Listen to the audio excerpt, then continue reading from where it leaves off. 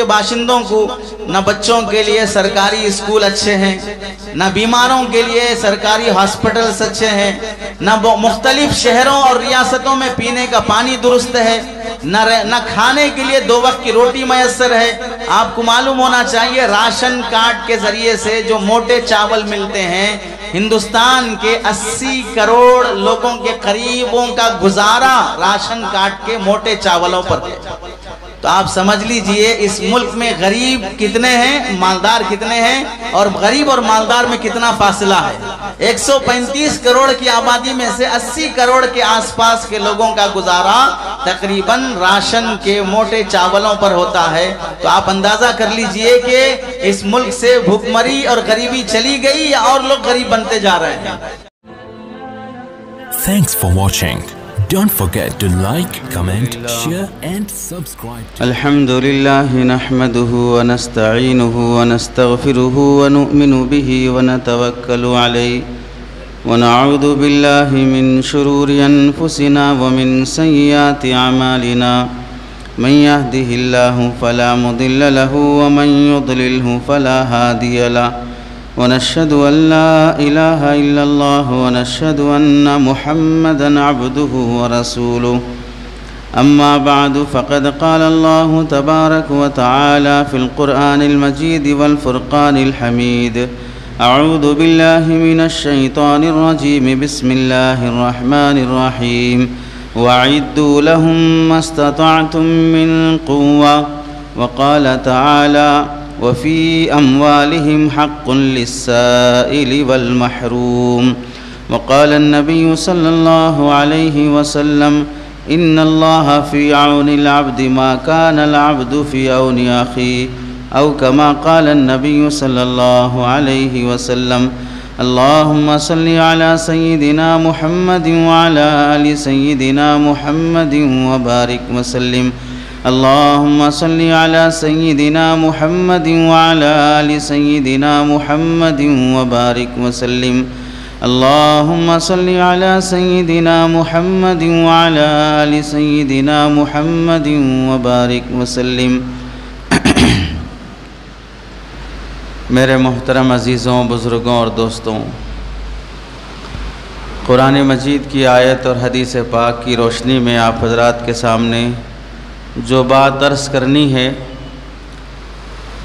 وہ ملک کے بدلتے حالات کی روشنی میں ہم مسلمانوں کی ایک بہت بڑی ذمہ داری جس سے تقریباً ہم سب مسلمان غفلت برتتے جا رہے ہیں، اس سلسلے میں آگاہی اور بیداری کی خاطر آپ حضرات کے سامنے کچھ باتیں عرض کرنی ہیں۔ قرآن مجید کی آیت میں اللہ رب العزت ارشاد فرماتے ہیں وَأَعِدُّوا لَهُم مَّا اسْتَطَعْتُم مِّن قُوَّةٍ، تم اپنے دشمن کے لیے اپنی طاقت اور بساط کے مطابق اپنی طاقت کو اکٹھا کرنے کی کوشش کرو، اپنی اجتماعیت کو اکٹھا کرنے کی کوشش کرو، یعنی وہ سارے انتظامات کر لو جس سے تمہارا دشمن تمہیں قابو میں نہ کر سکے، تم پر غالب نہ آئے۔ اس لیے جو تیاری کر سکتے ہو اپنے آپ کو دشمن سے بچانے کے لیے وہ تیاری کرنا مسلمانوں کا فریضہ ہے۔ اب تیاریاں زمانے کے لحاظ سے مختلف ہوتی ہیں، دشمن کے حملے بھی زمانے کے لحاظ سے مختلف ہوتے ہیں، حملے بدلے تو ڈیفنس کے طریقے بھی بدلے۔ تو اللہ کے نبی کے زمانے میں دشمن حملہ کرتا تھا فیس ٹو فیس، تیر تلوار کے ذریعے سے۔ زمانہ آگے بڑھتا گیا تو گھر بیٹھے بم بارود کے ذریعے سے بھی لوگ حملہ کرنے لگے۔ ایسے ہی حملے کے مختلف طریقوں میں سے ایک طریقہ یہ بھی ہے کہ قانونی طور پر تم پر ظلم کی شکلیں بنانے کی کوششیں کی جانے لگے کہ اب نہ کسی پر گولی چل رہی ہے، نہ کسی پر تلوار چل رہی ہے، نہ کسی کو پیٹا مارا جا رہا ہے، بلکہ قانون ایسا بنایا جا رہا ہے جس کے تحت میں تم مظلوم بن رہے ہو۔ تو اگر تم کو ظلم کی یہ شکل سمجھ میں آ رہی ہے تو اس ظلم سے بچنے کے لیے، اس ظالمانہ قانون سے بچنے کے لیے کیا تیاری ہو سکتی ہے، وہ تیاری کرنا بھی مسلمانوں کی ذمہ داری ہے۔ اسی آیت کے تحت میں موجودہ علماء نے یہ بھی فرمایا تھا کہ الیکشن کے موقع پر اپنا ووٹر آئی ڈی بنانا بھی وقت کے ہتھیار میں سے ہے، اس واسطے کہ اس وقت کی جنگیں ایک پارٹی دوسری پارٹی سے جو لڑ رہی ہے وہ گولی بارود سے نہیں لڑ رہی ہے، ووٹنگ سے لڑ رہی ہے۔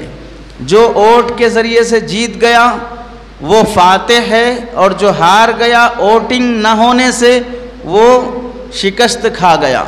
تو ہار اور جیت یہ ووٹنگ کی شکل میں ہو رہا ہے۔ تو پھر ایسے موقع پر مسلمانوں کے پاس چھوٹا سا پلاسٹک کا کارڈ اور سرکاری طور پر ہمارا نام الیکشن کی لیسٹ میں آ جانا، ووٹنگ لیسٹ میں آ جانا، وہ بھی ہمارے لیے ایک بہت بڑا ہتھیار ہے۔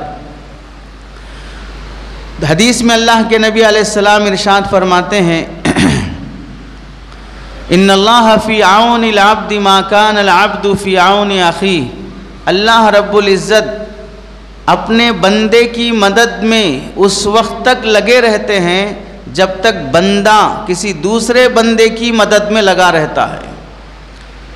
یہ اللہ نے انسانوں کی مدد کا بہت بہترین اصول بنایا جس سے ہم سب ایک دوسرے کی ہمدردی کے ساتھ جی سکتے ہیں۔ اس حدیث سے انسانوں کو مطلب پرست بننے کی نفی کی گئی ہے کہ آپ سیلفش نہیں بن سکتے، مطلب پرست نہیں بن سکتے۔ آپ کو اللہ کی مدد تب ملے گی جب آپ دوسرے کی مدد میں لگے رہیں گے۔ اب مدد کی شکلیں بھی مختلف ہوتی ہیں چونکہ انسانوں کی ضرورتیں بھی مختلف ہیں۔ ہر آدمی کی ضرورت ایک طرح کی نہیں ہوتی ہے۔ کسی کو راستہ نہیں معلوم، راستہ بتا دینا بھی مدد ہے۔ کسی کے پاس پیسے نہیں ہیں، انتظام کر دینا بھی مدد ہے۔ کوئی بھوکا ہے، کھلا دینا مدد ہے۔ کوئی ننگا ہے، پہنا دینا مدد ہے۔ کوئی بیمار ہے، علاج دوا دارو کرا دینا بھی مدد ہے۔ ایسے ہی موجودہ حالات میں اگر کسی کے پاس پڑھنے کی صلاحیت ہے، پڑھنے کے لیے پیسے نہیں ہیں، فیس بھر دینا بھی مدد ہے۔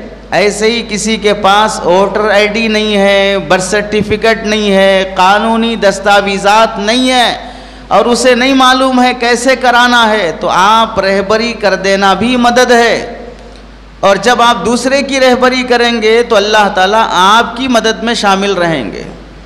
اور ایک حدیث میں اللہ کے نبی علیہ السلام فرماتے ہیں، جب بندہ انسان کی دنیاوی حاجتیں پوری کرتا ہے تو اللہ تعالیٰ اس بندے کی آخرت کی حاجتیں پوری کر دیتے ہیں۔ آپ کسی کی دنیا کے کام میں ہیلپ کر دو، اللہ آپ کی آخرت کے کام میں ہیلپ کر دیں گے۔ کتنی بڑی بات ہے۔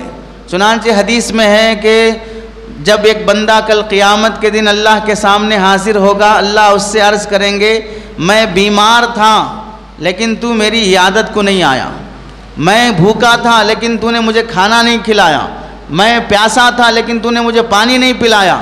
تو بندہ اللہ سے کہے گا کہ اللہ آپ بھوکے، آپ بیمار، آپ تو اللہ ہیں، آپ کیسے بیمار ہو سکتے ہیں، آپ کیسے بھوکے ہو سکتے ہیں؟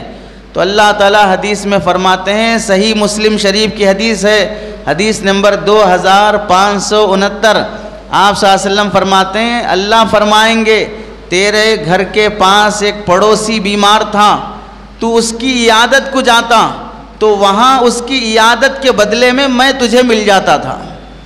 تیرے گھر پہ کوئی بھوکا آیا تھا تو اس کو 2 نوالے کھانا کھلا دیتا تو میں تجھے اس کے بدلے میں مل جاتا تھا۔ تو کسی کو بھوک کی شکل میں، پیاس کی شکل میں، بیماری کی شکل میں مدد کر دینا، یہ بھی اللہ تعالیٰ کی محبت اور اس کی توجہ پانے کا بہت بڑا ذریعہ ہے۔ تو اس سے بھی اللہ تعالیٰ نے انسانوں کو ہمدردی کے ساتھ جینے کا سلیقہ بتایا۔ اور ایسے ہی تیسری حدیث میں اللہ کے نبی علیہ السلام فرماتے ہیں کہ ہر مسلمان کے لیے اپنے جسم کا صدقہ نکالنا ضروری ہے، کہ اللہ نے جو جسم کی نعمت تمہیں دی ہے اس کی طرف سے صدقہ نکالو۔ تو اللہ کے نبی سے صحابہ نے پوچھا، اگر اس کے پاس کچھ نہیں ہے تو پھر وہ صدقہ کیسے نکالے؟ تو آپ صلی اللہ علیہ وسلم نے فرمایا، صدقے کا ایک طریقہ یہ بھی ہوتا ہے کہ اگر کوئی ضرورت مند، مظلوم مدد کے لیے تمہیں پکارے تو تم اس کی مدد کر دو. مدد کرنے میں پیسے نہیں جا رہے ہیں. کوئی مار رہا ہے, کوئی اس پر ظلم کر رہا ہے تو اسے بچا لو. بچانے میں کون سے پیسے جائیں گے؟ تو پیسے نہیں ہیں تو بھی انسان دوسرے کی مدد کر سکتا ہے. آگے حضرت ابن عباس رضی اللہ تعالیٰ عنہما فرماتے ہیں اسی حدیث کے تحت میں کہ آپ صلی اللہ علیہ وسلم نے فرمایا من کان فی حاجت اخیہ کان اللہ فی حاجتہ. جو کوئی بندہ دوسرے کی مدد کرنے میں لگا رہتا ہے اللہ اس کی مدد کرنے کے لیے فرشتوں کو لگا دیتے ہیں. ہم اکیلے انسان ہیں, ہم اپنی طاقت کے مطابق کسی کی مدد کریں گے, لیکن اللہ کسی کی مدد کے لیے فرشتے لگا دیں تو پھر اس کا کون سا کام اٹکے گا. اور پھر فرشتے جب مدد کرتے ہیں تو محسوس بھی نہیں ہوتا کہ ہمارا کام کیسے چٹکیوں میں ہو گیا. ہمیں اندازہ بھی نہیں ہوا کہ یہ کام اتنا آسانی سے ہو جائے گا. ہم ڈر رہے تھے, پریشان ہو رہے تھے, لیکن پھر بھی اللہ نے مدد کر دی. آگے حضرت ابن عباس رضی اللہ تعالیٰ عنہ فرماتے ہیں لَأَنْ أَمْشِي مَعَ أَخِي الْمُسْلِمِ فِي حَاجَةٍ أَحَبُّ إِلَيَّ مِنْ أَنْ أَعْتَكِفَ فِي الْمَسْجِدِ شَهْرًا. میں کسی مسلمان کی مدد کے لیے مسجد سے نکل کر اس کے گھر تک جاؤں, بازار تک جاؤں, آفس تک جاؤں, 1 مہینہ مسجد نبوی میں, مدینہ منورہ کی مسجد میں یا کسی بھی مسجد میں 1 مہینہ اللہ کی خاطر اعتکاف بیٹھنے سے بھی زیادہ مجھے یہ پسند ہے کہ میں اعتکاف سے بھی نکل کر کسی کی مدد کے لیے جاؤں. چونکہ آدمی اعتکاف کرتا ہے اپنی آخرت کے لیے, جنت پانے, ثواب کمانے کے لیے, لیکن سامنے والے کی مدد کرنا اس سے بھی بڑا پسندیدہ عمل حضرت نبی کریم صلی اللہ علیہ وسلم نے ارشاد فرمایا. اور ایک حدیث میں اللہ کے نبی علیہ السلام ارشاد فرماتے ہیں من استطاع منکم ان ينفع اخاہ فلینفع. تم میں سے جو آدمی جس قدر دوسرے کے لیے نفع بخش بن سکتا ہے کوشش کرے کہ ہم ایک دوسرے کے لیے فائدہ مند بنیں, نقصان پہنچانے والے نہ بنیں. اس میں اللہ کے نبی علیہ السلام نے ہر مسلمان کو اس بات کی ترغیب دی ہے کہ وہ دوسرے مسلمانوں کے حق میں نافع بننے کی کوشش کرے, نقصان نہ پہنچے تمہاری طرف سے. کیا نفع پہنچا سکتے ہو؟ جو نفع پہنچا سکتے ہو, جس طریقے سے پہنچا سکتے ہو, لیکن تمہارا وجود دھرتی پر دوسروں کی نفع رسانی کی خاطر ہو, نقصان پہنچانے کی خاطر نہ ہو. جو انسان تو کیا, آپ دیکھیے پوری کائنات کی فطرت ہے. اگر یہ پنکھے جو چل رہے ہیں ہم کو نفع دے رہے ہیں, ہوا دے رہے ہیں, لائٹ ہم کو روشنی دے رہی ہے, دنیا کی جتنی چیزیں ہیں وہ ہمیں نفع پہنچاتی ہیں, تب تک اسے سر پہ بھی چڑھا کے رکھیں گے, اسے دیوار پہ چڑھا کے رکھیں گے, اس کی حفاظت کریں گے, اس کے بٹن کی حفاظت کریں گے. حتیٰ کہ اس پر دھول پڑ جاتی ہے تو اوپر لٹکنے والے پنکھے کو بھی صاف کیا جاتا ہے کہ ہمیں نفع پہنچا رہا ہے. حتیٰ کہ آپ نے دیکھا ہوگا کہ کپڑے کی مشین سینے والے وہ نیچے پیر رکھ کر مشین چلاتے ہیں, لیکن مشین کے اوپر کسی کو بیٹھنے بھی نہیں دیتے. وہ اس مشین کی اتنی قدر کرتے ہیں کہ بھئی یہ ہماری روزی روٹی پہنچانے کا ذریعہ ہے, تم اسے پیر لگا رہے ہو, تم اس پر بیٹھ رہے ہو, اتنا اس کی وہ قدر کرتے ہیں. حتیٰ کہ آپ نے غیر مسلم بھائیوں میں یہ بھی دیکھا کہ آنے والے گاہک کو وہ بھگوان مانتے ہیں, کیونکہ اس کے ذریعے سے ہمیں پروفٹ ہو رہا ہے. تو گاہک کے ذریعے سے ہمیں پروفٹ ہو رہا ہے, تو پھر ہندو بھائی, غیر مسلم لوگ گاہک کو بھگوان کا درجہ دیتے ہیں. تو کیوں؟ جس سے نفع پہنچتا ہے اس کی قدر کرنا انسانوں کا رواج ہے. اس میں حد سے تجاوز بھی کر دیا گیا. آپ نے دیکھا کہ بعض لوگوں کا عقیدہ صرف اس بیس پر ہے کہ جو چیز نفع دیتی وہ بھگوان ہے. یہ کانسیپٹ بن گیا بعض لوگوں کا.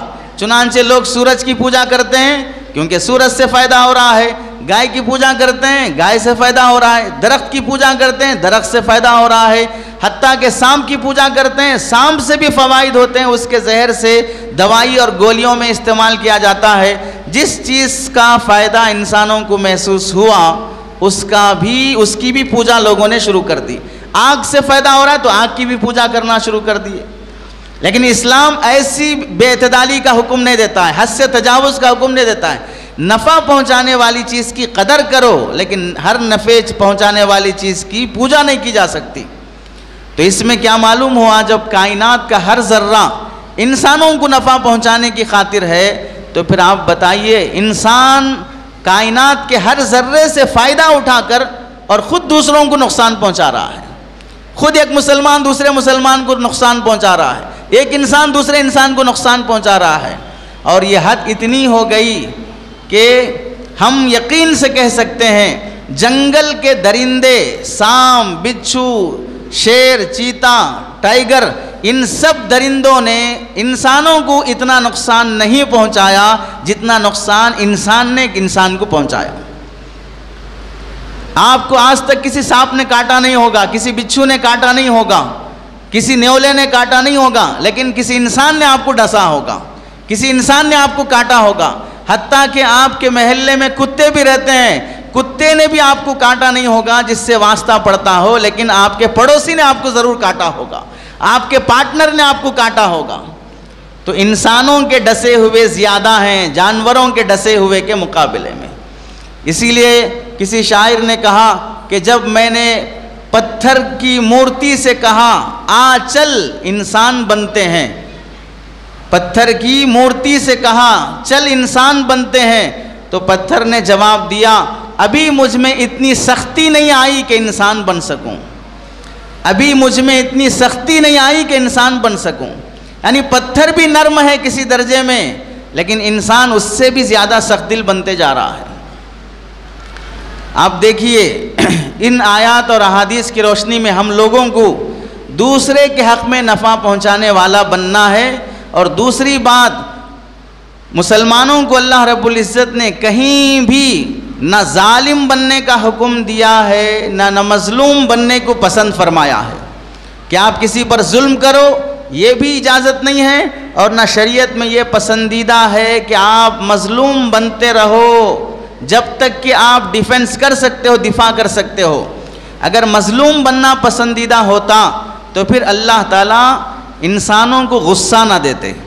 غصہ انسان کو اس واسطے دیا کوئی بھی آپ پر ظلم کرنے کے لیے آئے تو پھر آپ اسے ڈیفنس کر کے غصہ دکھا کر اپنے آپ کو بچاؤ.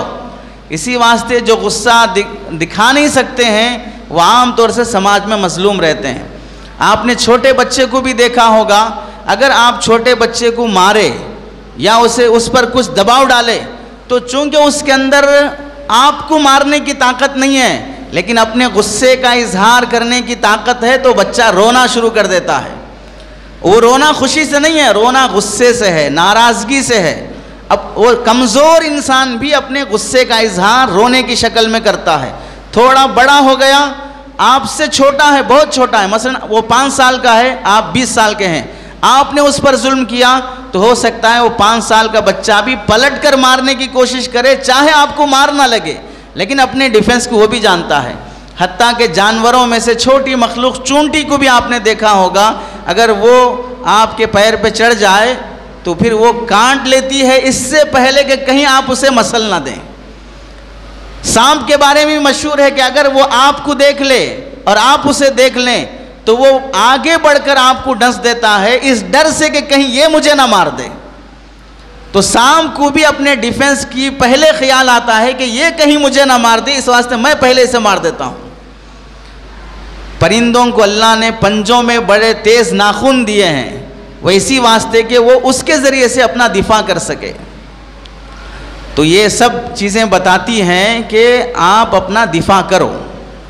لیکن افسوس یہ ہے کہ ہم اس کا مطلب الٹا سمجھ لیے.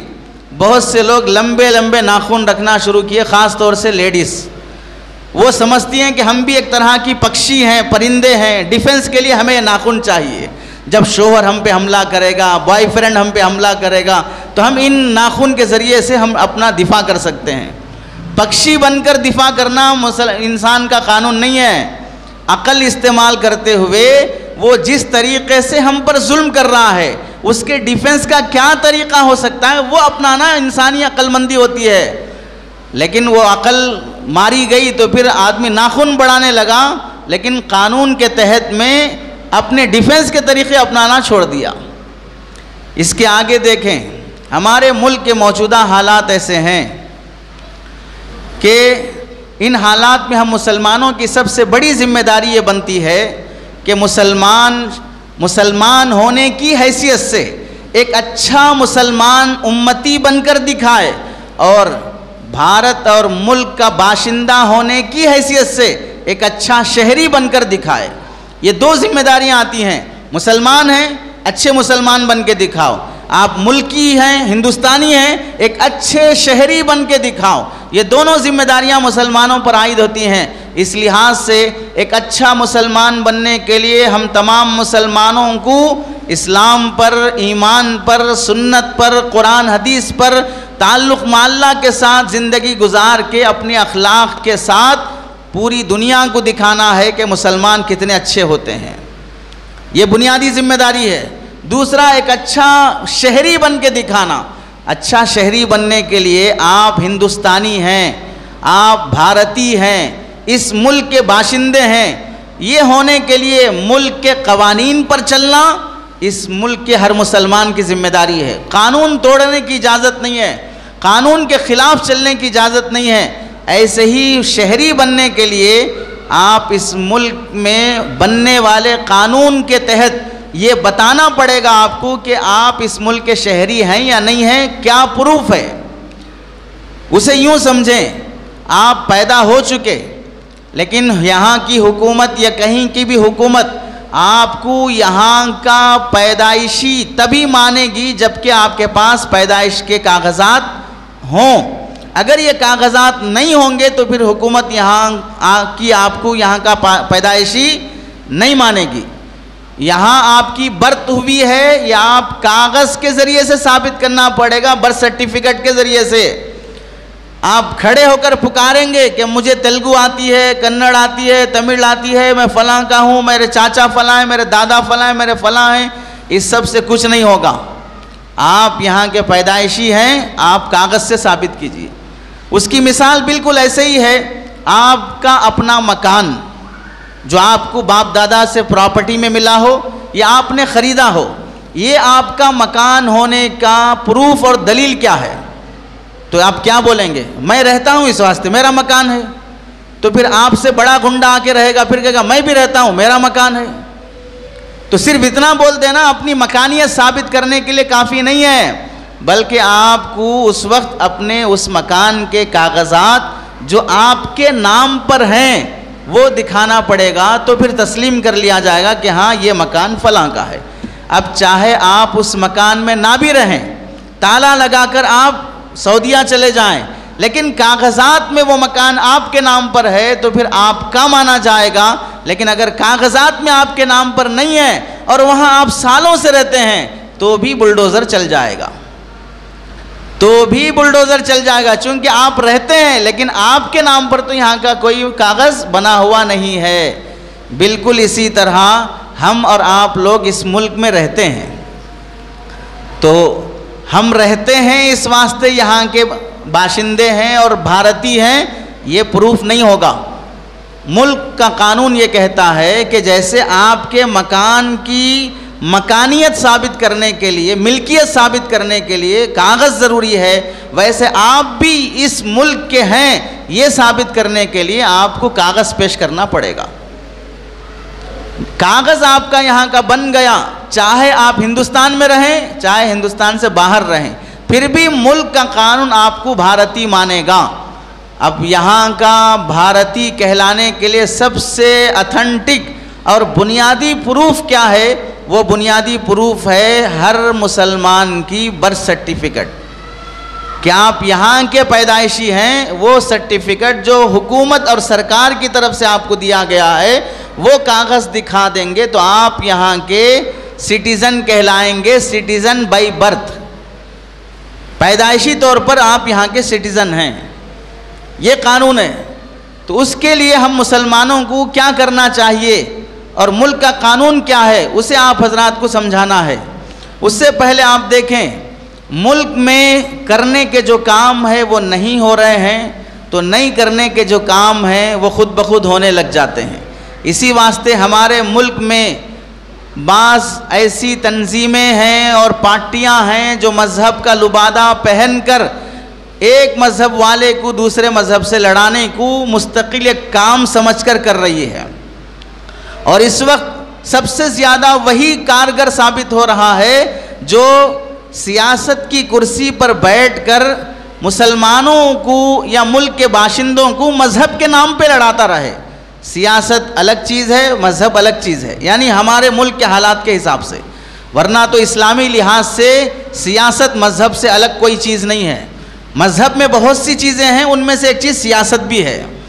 تو موجودہ ملک جو کہ سیکولر ملک ہے، سیکولر ملک کا مطلب یہ ہوگا کہ ملک کا یعنی سرکار کا کوئی مذہب نہیں رہے گا، سرکار کا کام، حکومت کا کام مذہب چلانا نہیں ہے، ملک چلانا ہے۔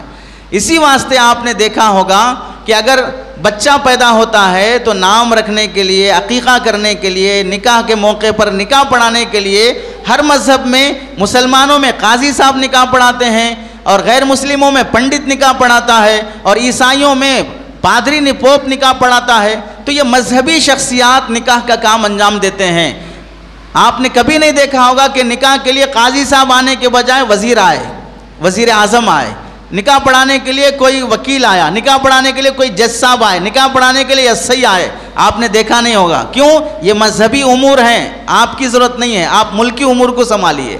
اسی طرح آپ نے دیکھا ہوگا کسی کا انتقال ہو جائے تو اس کا کریا کرم کرنے کے لیے غیر مسلموں میں شمشان گھاٹ لے جا کر جلانے کرنے کے لیے ان کے پادری پوپ جو بھی وہ کرتے ہیں، عیسائیوں میں ان کے جو مذہبی پیشوا ہیں وہ کرتے ہیں، مسلمانوں میں جو امام صاحب ہیں، ائمہ اکرام ہیں، وہ جنازے کی نماز پڑھاتے ہیں، وہ دعا کرتے ہیں، وہ دفنانے میں آگے ساتھ رہتے ہیں۔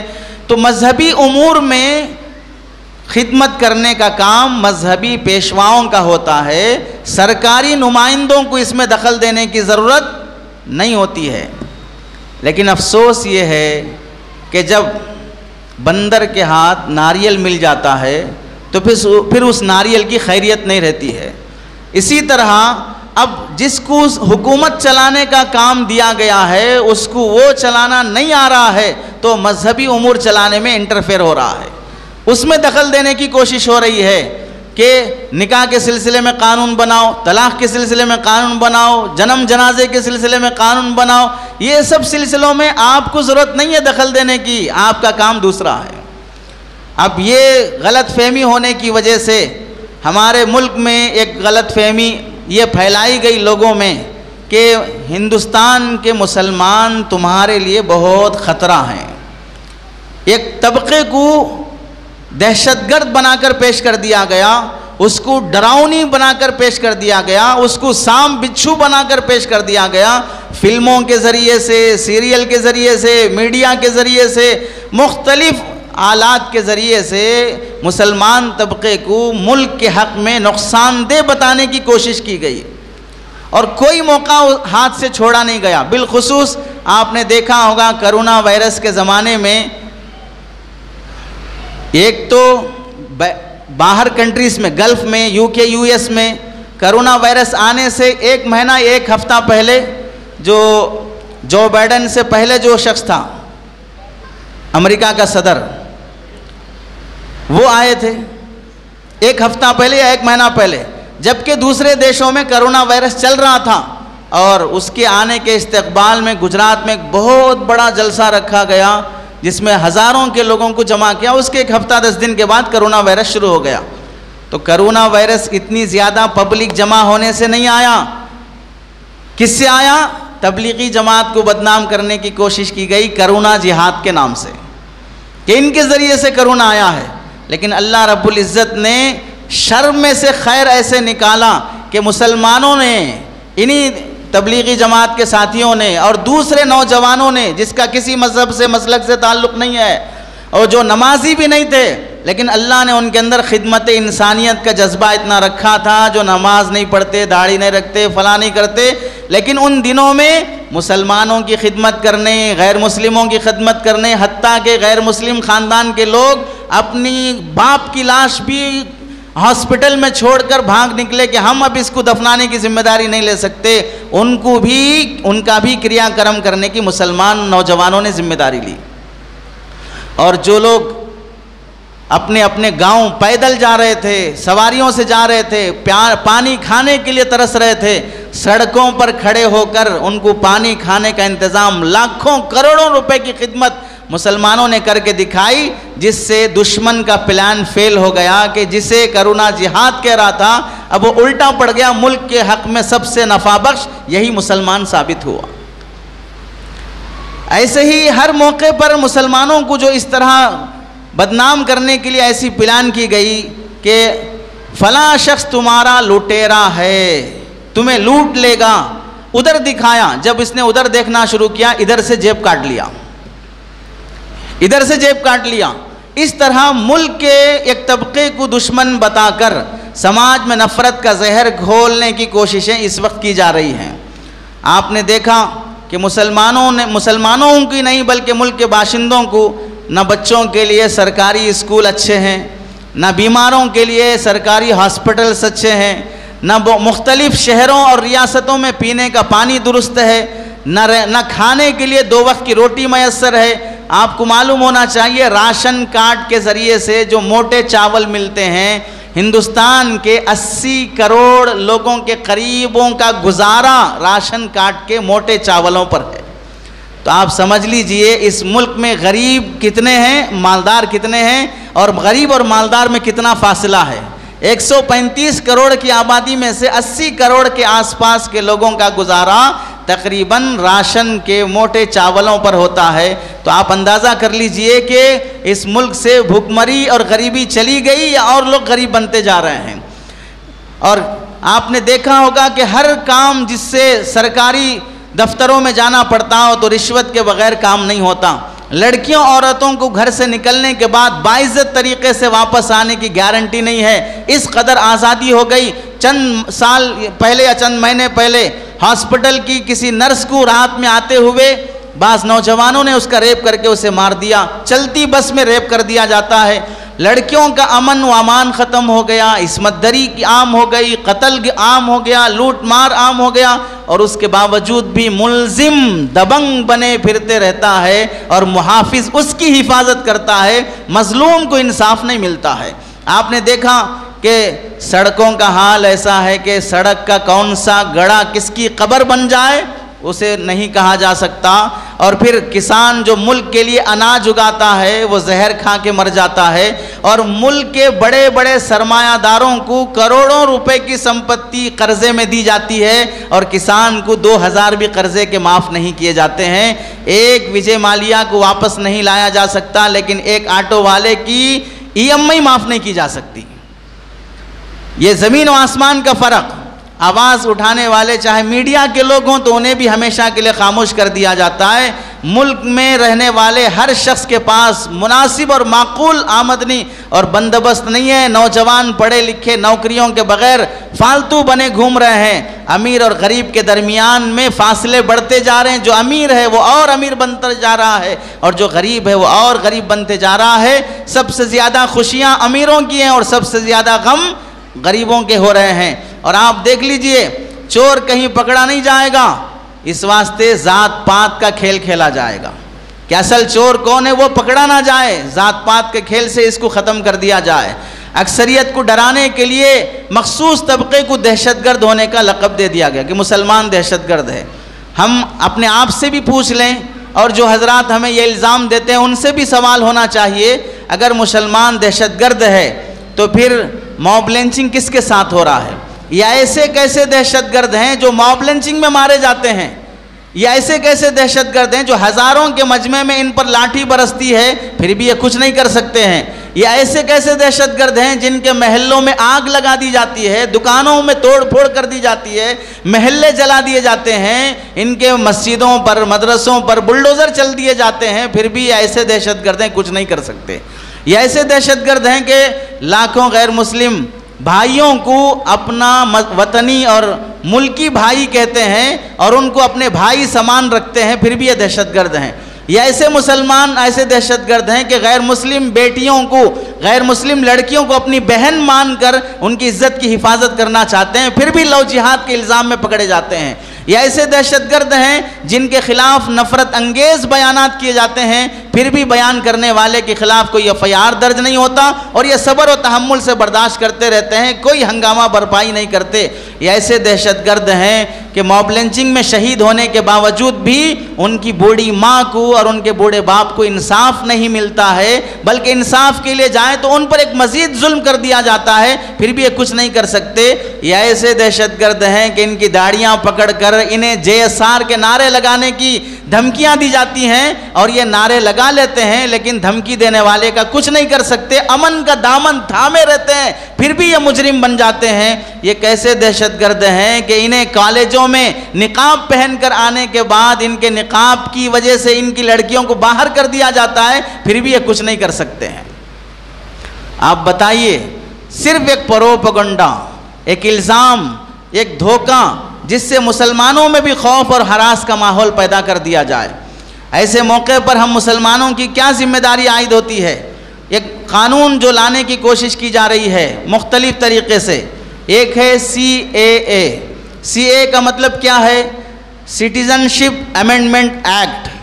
اس کا مطلب یہ ہے کہ 1955 میں یہ قانون بنا تھا، ملک جمہوری بننے کے بعد 1949 میں ملک جمہوری بنا، 47 میں آزاد ہوا، 49 میں ملک جمہوری بنا، 50 میں اسے ڈکلیئر کیا گیا، تو 50 سے 55 5 سال کے بعد 1955 میں قانون بنا کہ کون یہاں کے اصل سٹیزنز ہیں، بھارتی ہیں. اس کے بعد سے لے کر اب تک اس قانون میں 5 مرتبہ امینڈمنٹ ہوا، یعنی ترمیم آئی، بدلتا رہا قانون. تو اب اس میں اس شہریت کے قانون کو کہا جاتا ہے CAA، سٹیزن شپ امینڈمنٹ ایکٹ. اس کے ذریعے سے کیا ہے یہ بتانا مقصود ہے کہ افغانستان، پاکستان، بنگلہ دیش، ان 3 دیشوں سے آئے ہوئے ہندو، سکھ، بدھسٹ، جین، پارسی، عیسائی، ان 5 مذہب کے لوگوں کو، بلکہ 6 مذہب کے لوگوں کو یہاں کی اگر وہ 31 دسمبر 2014 سے پہلے آ گئے ہیں اور غیر قانونی طور پر آئے ہیں تو بھی ان کو یہاں کا شہری مان لیا جائے گا، لیکن مسلمانوں کو یہاں کا شہری نہیں مانا جائے گا. یہ مطلب ہے CAA کا. اور دوسرا ہے NRC، national register of citizens. اس کا مخفف ہے، یعنی ایک سرکاری رجسٹر ہے جو ان لوگوں کے نام درج ہوتے ہیں اس میں جس نے اپنا سٹیزن ہونا ڈاکومنٹس کے ذریعے سے پروف کر دیا ہے، اسے NRC کہا جاتا ہے. لیکن آپ کو پروف کرنا پڑے گا کہ آپ یہاں کے شہری ہیں. اسے کہتے ہیں نیشنل رجسٹر آف سٹیزنز، کہ یہاں کے جو سٹیزنز ہیں اس کا رجسٹر. لیکن اس کے لیے دستاویزی طور پر ثابت کرنا ہوگا. دستاویز کیا ہیں؟ سب سے بنیادی دستاویز ہے کہ آپ اپنا برتھ سرٹیفکیٹ بنائیں، اس سے ثابت ہوتا ہے. اور تیسری چیز ہے NPR. NPR کیا ہے؟ National population register. National population register کا مطلب کیا ہے؟ سرکاری وہ رجسٹر ہے جو آبادی کی مردم شماری کے لیے بنایا گیا ہے کہ کتنے، جیسے ہر 10 سال میں یہ مردم شماری ہوتی ہے، لیکن اس بار کی NPR میں یہ رکھا گیا جس کے ذریعے سے NRC کو لایا جا سکے.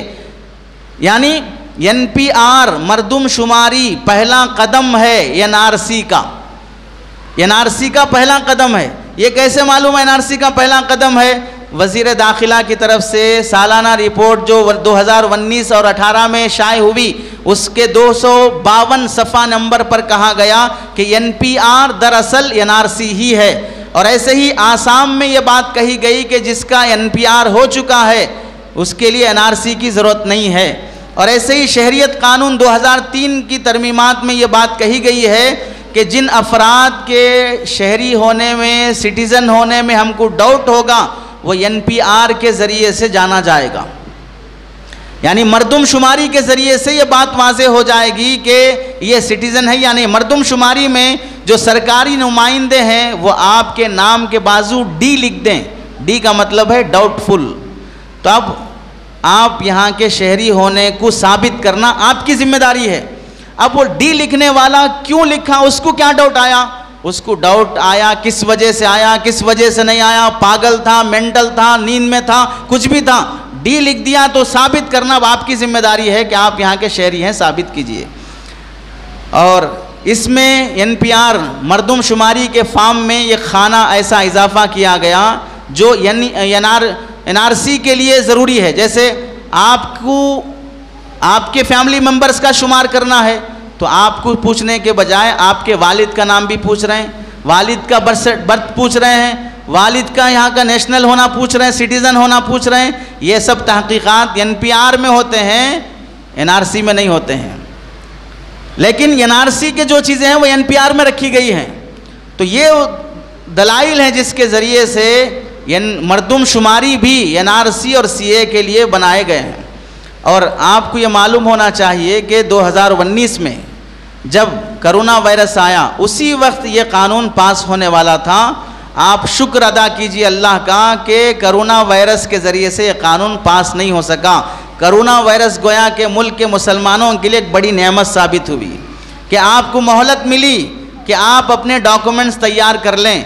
लेकिन अफसोस की बात है कि जैसे ही करोना वायरस गया, करोना वायरस से पहले शाहीन बाग लगा और JNU के नौजवानों ने लाठी खाए, जेल में गए, जुल्म बर्दाश्त किए, आंसू गैस चलाया गया। बल्कि हामिला खातून जो NRC में आगे रहने वाली थी उसे जेल में डाल दिया गया। जंगल का हाथी जो हमल से है उसकी हिफाजत की कोशिश की गई और मुसलमान खातून जो हमल से है उसको जेल में सताया जाने लगा।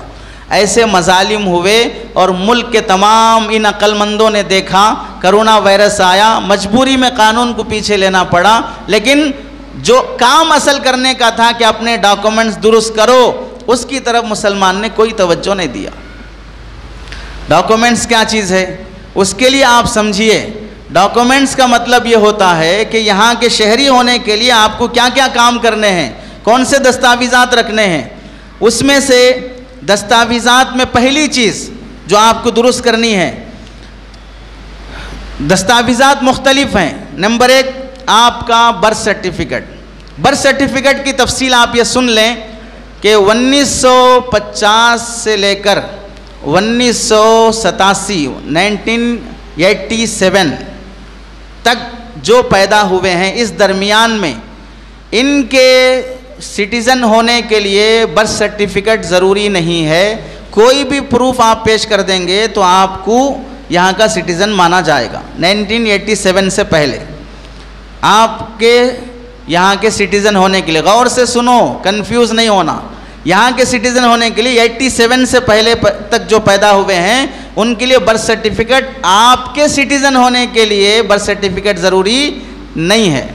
ठीक, 87 के बाद से लेकर 2004 तक जो पैदा हुए हैं, इनके दरमियान जो पैदा हुए उनके यहाँ के सिटीज़न होने के लिए उनका सर्टिफिकेट, बर्थ सर्टिफिकेट ज़रूरी है और उनके वालिदैन में से किसी का बर्थ सर्टिफिकेट ज़रूरी है। मसलन यूँ समझिए, कोई आदमी 1989 में पैदा हुआ तो उसका बर्थ सर्टिफिकेट है, लेकिन उसके सिटीज़न होने के लिए उसका बर्थ सर्टिफिकेट काफ़ी नहीं है। उसके बर्थ सर्टिफिकेट के साथ उसके वालिद या वालिदा दोनों में से किसी एक का बर्थ सर्टिफिकेट होना ज़रूरी है। तो अब उसके वालिद कब पैदा हुए होंगे? ये 1989 में पैदा हुआ तो उसका बाप कब पैदा हुआ होगा? 87 में। तो 20 साल पीछे जाओ कम से कम, तो 69 में तो पैदा हुआ होगा।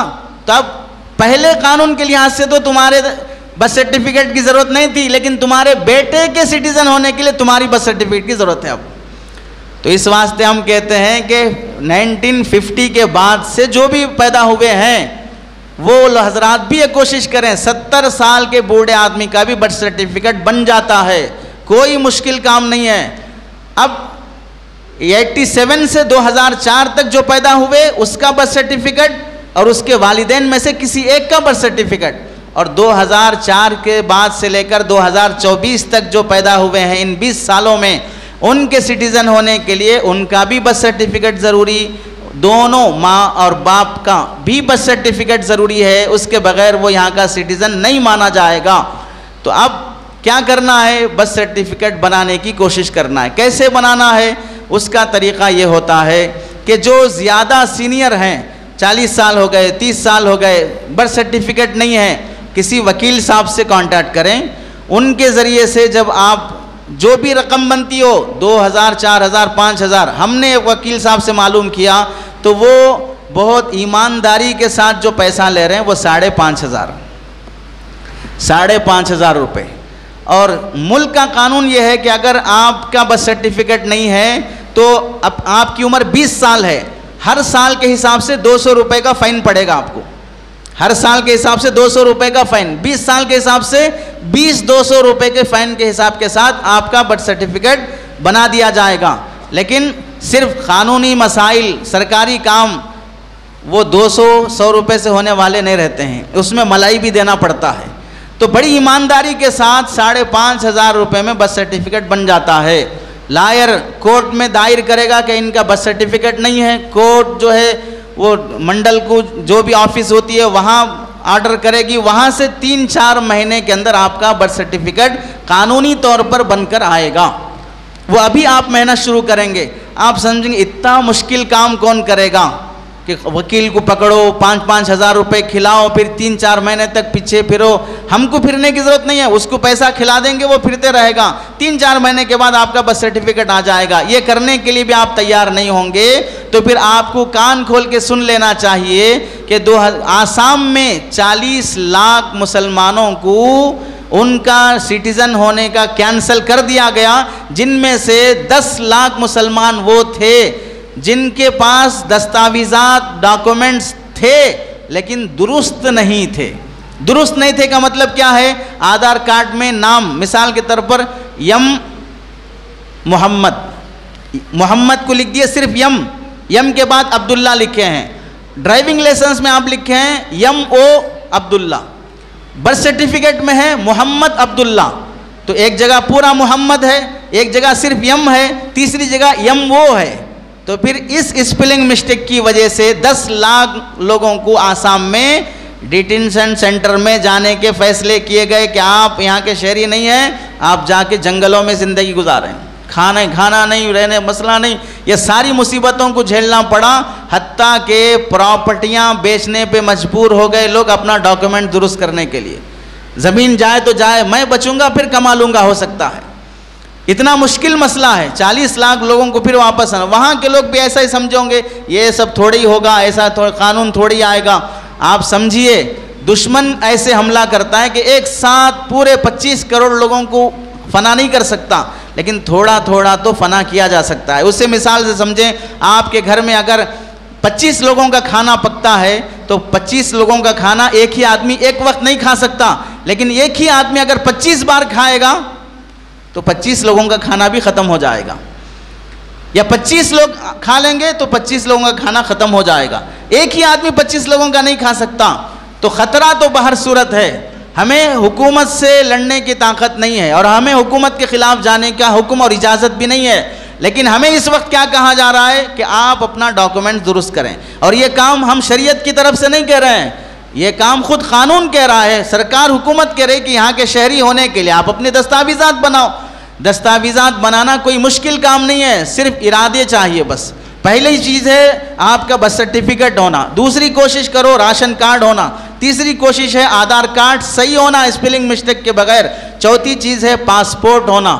4 سال کے بچے کا ہی کیوں نہ صحیح آپ اپنا پاسپورٹ اس کا بھی بنا کے رکھیے. اور 5ویں چیز ہے TC تعلیمی سند, یہ بھی بنا کر رکھیے. یہ چیزیں ہیں جو بنانا ضروری ہے. اور 6ٹھی چیز ہے آپ کے نام پر اگر کوئی زمین کی کاغذات ہوں, پراپرٹی ہوں, تو آپ کے برتھ سرٹیفکیٹ میں جو اسپیلنگ ہے اور آپ کے زمین کے کاغذات میں جو نام ہے آپ کا, وہ دونوں نام اسپیلنگ مسٹیک کے بغیر ہونا چاہیے. اگر آپ کا نام MO کے ساتھ برتھ سرٹیفکیٹ میں ہے اور آپ کے زمین کے پیپرات میں آپ کا نام محمد عبداللہ سے ہے, تو پھر آپ دل کے پردے کھول کے سن لیجئے وہ پراپرٹی آپ کی نہیں ہے. ابھی فی الوقت ہے آپ کی, لیکن قانون جب آئے گا تو آپ کی نہیں رہے گی. اسپیلنگ مسٹیک کے بغیر کرنے کے کام ہے. اب اس مسئلے میں عام طور سے ہر آدمی کو یہ قانونی کام کروانے کی طاقت نہیں ہوتی. مشکل مسئلہ یہ ہے کہ ہم میں سے جتنے پڑھے لکھے لوگ ہیں, نوجوان خاص طور سے, انگریزی اچھی آتی ہے, سسٹم چلانا جانتے ہیں, ایپس ڈاؤن لوڈ کر کے ایپس کے ذریعے سے معلومات اکٹھا کرنا جانتے ہیں, یہ سب پڑھے لکھے لوگ ہیں, لیکن افسوس یہ ہوتا ہے موبائل میں، یوٹیوب، انٹرنیٹ، میڈیا اور گندی فلموں میں اور غلیظ کاموں میں لگے رہتے ہیں. اپنے محلے کی خواتین، آپ بتائیے کیا یہ کام ایک بیوہ عورت خود اپنے سے کرنا چاہے تو کر سکتی ہے؟ ایک ان پڑھ آدمی خود کرنا چاہے تو کر سکتا ہے؟ اس موقع پر پڑھے لکھے نوجوانوں کی ذمہ داری ہے. جو شروع میں نے کہا تھا، اللہ اس بندے کی مدد میں لگا رہے گا جو بندہ دوسرے کی مدد میں لگا رہتا ہے.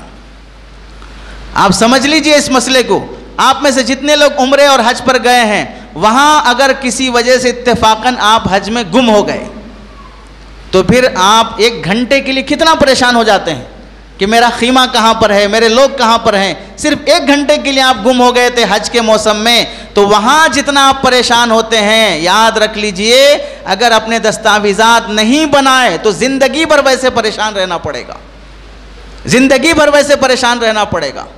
اس لیے مسجد کے کمیٹیوں کا کام ہوتا ہے اور محلے کے نوجوانوں کی ذمہ داری ہوتی ہے. جو تنظیمیں، جو کمیٹیاں بنی ہیں، ان کی ذمہ داری ہوتی ہے کہ آپ کوئی کیمپ لگواؤ، گھر گھر جاؤ، ڈور ٹو ڈور جاؤ. اس موقع پر ہمارے دعوت و تبلیغ کے ذمہ دار بھائیوں کی بھی ذمہ داری ہوتی ہے. جیسے دین اور ایمان کی خاطر، نماز کی خاطر گھر گھر جایا جاتا ہے، جیسے یہ قربانی وہ حضرات دے رہے ہیں، ان سے یہ کام بھی بہت اچھے طریقے سے ہو سکتا ہے. انفرادی طور پر ہر گھر کا دروازہ کھٹکھٹا کے آدھا گھنٹہ ٹائم دے کر بیٹھ کر ان کے ڈاکومنٹس کون سے صحیح ہیں، کون سے صحیح نہیں ہیں، یہ وقت ابھی کرنے کا ہے. موقع صحیح ہے، کوئی مجبوری اور پریشانی نہیں ہے. آسانی کے ساتھ معمولی خرچے میں ہر بچے اور ہر بڑے کے ڈاکومنٹس تیار ہو سکتے ہیں. لیکن ہم نے اس موقع پر غفلت میں زندگی گزاری. 2024 کا الیکشن ہو گیا. جس دشمن کا خوف دلایا جا رہا ہے ملک میں، اللہ نہ کرے 100 بار، اللہ نہ کرے پھر دوبارہ اس ظالم حکمرانوں کی حکومت پھر دوبارہ سے آ جاتی ہے، تو پھر یہ مسائل اس وقت حل نہیں ہو سکتے. بعض لوگ کہتے ہیں مولانا یہ سب باتیں آپ توکل کے خلاف بول رہے ہیں، اللہ پہ بھروسے کے خلاف بول رہے ہیں. اللہ ہے سب کچھ دیکھ لے گا، اللہ ہے سب کچھ دیکھ لے گا. اسی اللہ کے حوالے سے ہم یہ کہتے ہیں، اللہ کے نبی علیہ السلام نے فرمایا لو توکلون علی اللہ حق توکلی، اللہ پر تم اگر سچا بھروسہ کرتے ہو تو پھر اللہ تمہیں روزی ویسے ہی دیں گے جیسے گھونسلے کے پرندے کو روزی دیتے ہیں. اور پرندہ کیا کرتا ہے؟ گھونسلہ بنانے کی کوشش خود کرتا ہے، اللہ اسے گھونسلہ بنا کے نہیں دیتا. اور اس گھونسلے کا پرندہ روزی کے لیے گھونسلے سے نکلتا ہے، اللہ کھانے کے دانے گھونسلے میں نہیں پہنچاتے ہیں. ویسے ہی اس 2 پیروں کے پرندوں کو بھی سن لینا چاہیے، گھونسلہ بنانے کی ذمہ داری اللہ کی نہیں ہے، گھونسلہ خود انسان کو بنانا پڑے گا. اور روزی روٹی کے لیے پرندہ بھی گھونسلے سے باہر نکلتا ہے، ویسے ہی ہماری اپنی ذمہ داریاں پوری کرنے کے لیے ہمیں بھی باہر نکلنا پڑے گا. ہاں، امید یہ رہنی پڑے گی کہ میرے ہر کام کو پورا کرنے والا اللہ ہے، میرا ہر کام کرا کے دینے والا اللہ ہے، لیکن کام کرنا میری ذمہ داری ہے. اسی نے حکم دیا ہے کام کرنے کا. اسے ہرگز اپنی جاہلانہ سوچ کی وجہ سے توکل کے خلاف نہ سمجھیں، اور یہ بھی نہ سمجھیں کہ مولانا بہت ڈرا دے رہے ہیں کہ حالات بہت خطرناک آنے والے ہیں. ڈرانا مقصود نہیں ہے، آگاہ کرنا مقصود ہے کہ ایسے حالات آنے والے ہیں، اس سے پہلے تیاری کر لی جائے. اس کی مثال ایسی سمجھیں، رات میں ہم گھر میں بیٹھے ہیں، اچانک کرنٹ چلا گیا تو کسی نے ارے فوراً دروازہ بند کرو، کوئی سانپ کوئی کتا گھر میں نہ آ جائے. ارے آپ ڈرا دے رہے ہیں. اسے ڈرانا تھوڑی کہیں گے، الو کہیں گے. اسے کہیں گے اندھیرے میں دروازہ بند کر لو، کہیں نقصان دینے والی چیز نہ آ جائے. اسے ڈرانا نہیں کہا جاتا ہے، اسے انتظام کرنے کی پیش خیمہ کہا جاتا ہے. پہلے سے تیاری کر لی جائے.